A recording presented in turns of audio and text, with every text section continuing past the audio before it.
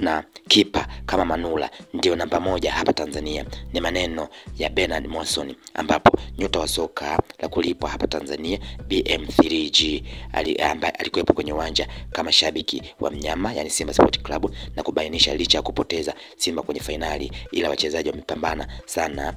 kutaka ubingwa. Pia Monson aliweza kueleza kuwa moja ya wachezaji anaowakubali Simba ni pamoja na mlinda mlango Aishi Manula kuwa ndiye kipa namba moja Tanzania, licha ya kuto kuaminika kwenye kikosi cha Simba kwa muda mrefu. Kwa mjibu wa Bernard Monson, ambaye naye aliweza kuwa ni miongoni mwa wale ambao waliweza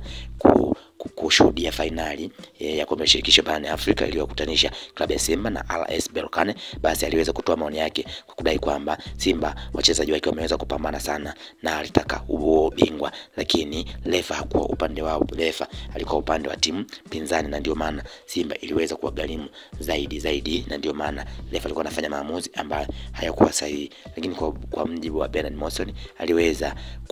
kuzungumzia sakata la Aishi Manula ambaye kwa sasa hajacheza kwa takriban mechi kadhaa kunako klabu ya Simba Sport Club, huku kukiwa kuna sababu yoyote ambayo inamfanya aweze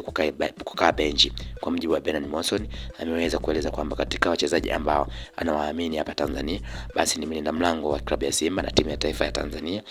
Aishi Manula, kwa kudai kwamba huyo ni mchezaji ni goalkeeper namba moja, ni goalkeeper namba moja hapa Tanzania, hakuna goalkeeper mwingine na anafanya vizuri, japokuwa kwa sasa hajaaminika sana na klabu ya Simba. Monson aliweza kufunguka hayo yote. Monson ambaye alishawahi kupita kwenye vilabu kadhaa